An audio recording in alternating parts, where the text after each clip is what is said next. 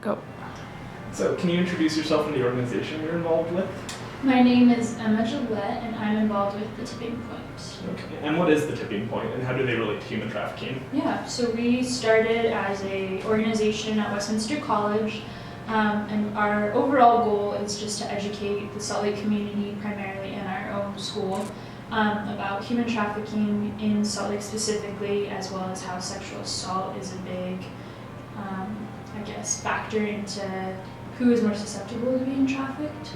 And then how that's so interwoven and just how they relate to one another. So we're focused primarily on education, and we also do a lot of service to help other organizations in the community.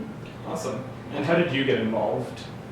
So along with Whitney Walton, last summer we decided we wanted to start something so we could actually talk about this issue, because so many people had no idea that it existed in Salt Lake, or even in other parts of the world. Human trafficking, just like, oh, there's not slavery in this world. That's crazy. That's not a thing.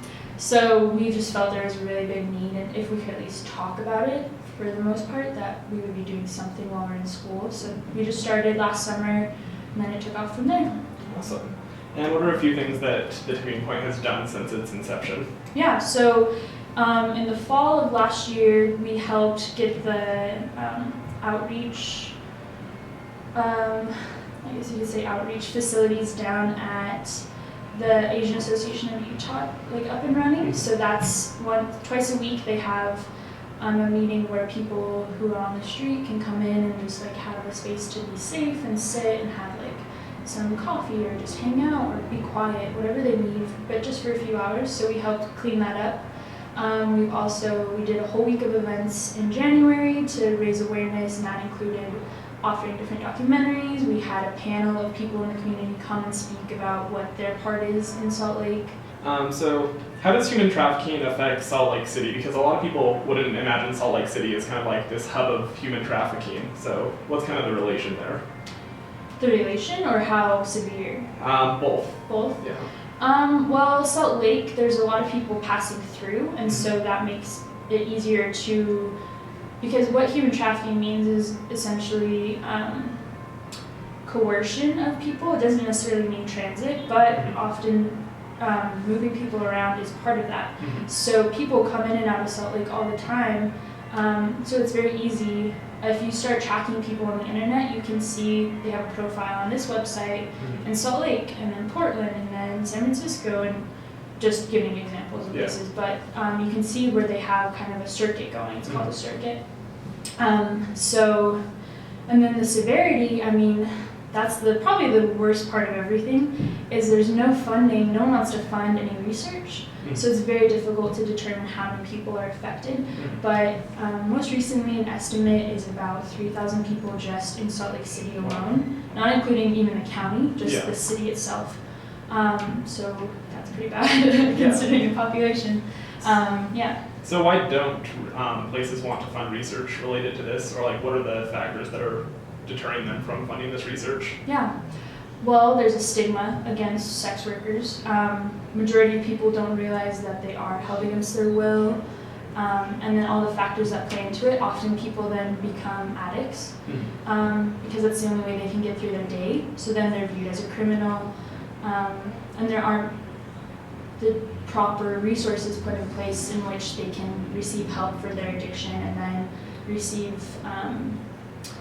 emotional support and counseling. You need a lot of long-term counseling, and often just work training to get back into the swing of things and be able to actually associate with people on a normal basis, because their only interactions with other people is not necessarily the most positive. Yeah. So it's a lot of money, and people don't, because of the stigma as them being the scum of the earth rather than just being everyday people like us, that's probably the biggest factor. Very interesting. So is human trafficking a women's issue? It's not. It affects everybody, every person, regardless of race, gender, ethnicity, sexual orientation. It really does affect everybody. Just like anything, it affects different people in different places. So, yeah. Awesome. And what are some of the root causes of human trafficking? Why has this problem come about? Yeah. often the first thing we talk about in our meetings is that sex work is one of the oldest industries in the world. But how it's evolved, and now there's a big element of control where people used to do it, maybe not with as much control, not to say there wasn't though. But now, sorry, remind me of the question. What are some of the root causes? The root causes. Truthfully, just supply. People are disposable. There's millions of people, so it's very easy to pick one person up after they're done with them, throw them out, and people are buying. And they're always going to be buying until we work hard enough to put policies in place where we change who's prosecuted and who isn't. So how does human trafficking relate to health issues? Because some countries, for example, have like sex booths where like sex work might not necessarily be legal, but they create like safer spaces for it to occur. So how does it kind of relate to the health sphere in the public, I guess? Yeah, so I guess I can't speak for other countries, obviously, but in Salt Lake specifically, there's a high need. Well, first off, most people don't necessarily have the necessary resources they need. Feminine products, a place to shower and clean themselves is really important. Having clean clothes and underwear. So that's the very, very like micro level. And then just being tested for STDs regularly. There's being able to go to a doctor who don't have health insurance because they're not a legal worker. And so those are the biggest problems right now. Luckily, there's a group at the 4th Street Clinic that's working with people at the Asian Association of Utah.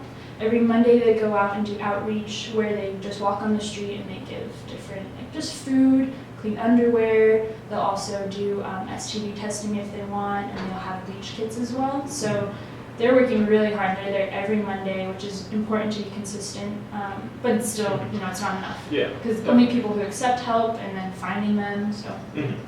That's awesome. Yeah. So how is trafficking related to migration? You kind of talked about how, I believe it was a circuit before. So are a lot of the people that are being trafficked in Salt Lake specifically passing through and they get caught up in this? Are they residents? Are they undocumented immigrants? What's the relation to migration? Yeah. It's honestly hard to say again because there isn't a lot of numbers. So I would definitely say from what I've heard from the people that work heavily in human trafficking issues every single day, that's their full-time job, it's a little bit of everything. Almost all of the labor work seems to be immigrants. When we're talking sex trafficking specifically, it can really be anybody. And not everyone's always moving, but probably a majority are, because that also makes it easier when people are getting arrested. So then they're being arrested in Salt Lake, and then, okay, they've been arrested too many times, we're going to take them here. Okay, now it's time to move on. So it just depends, but once you start studying people, you can see like each pimp's pattern in a way. Does that answer your question? Yes, definitely. So you talked a little bit about how the Tipping Point has volunteered with the opening of that center and other things like that.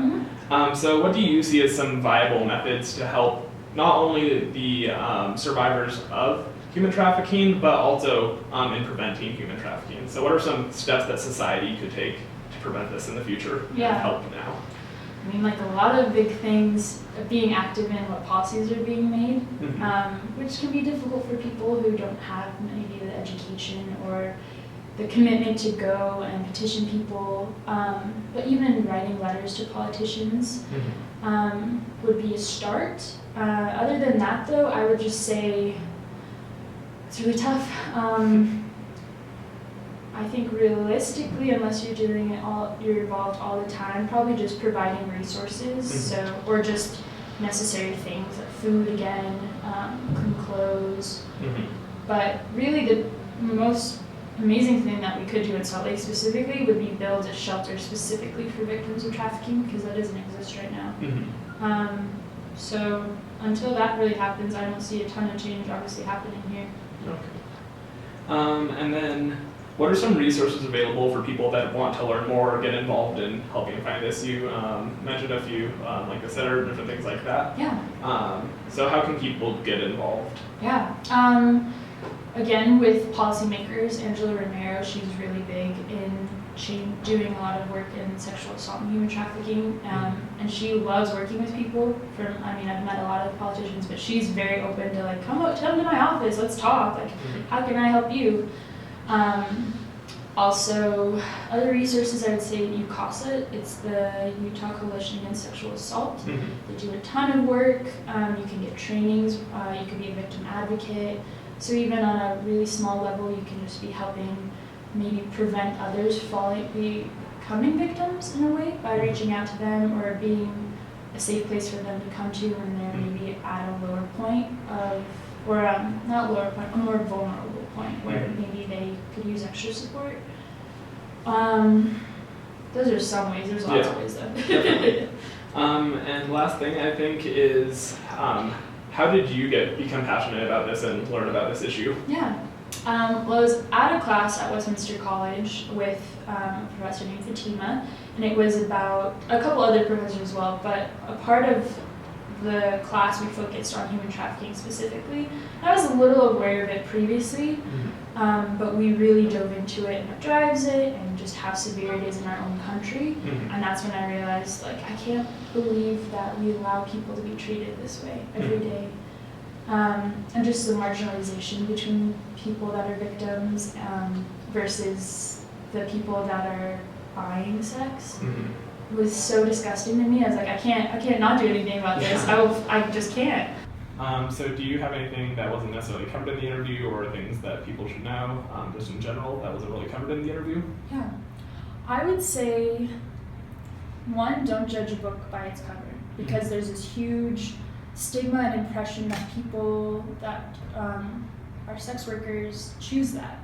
And I don't use the word prostitute because for me prostitution means that there's a choice, and there really isn't much choice in our country. So, and even then, I think if people spent a week doing sex work, they would realize, I don't want to choose this as a profession.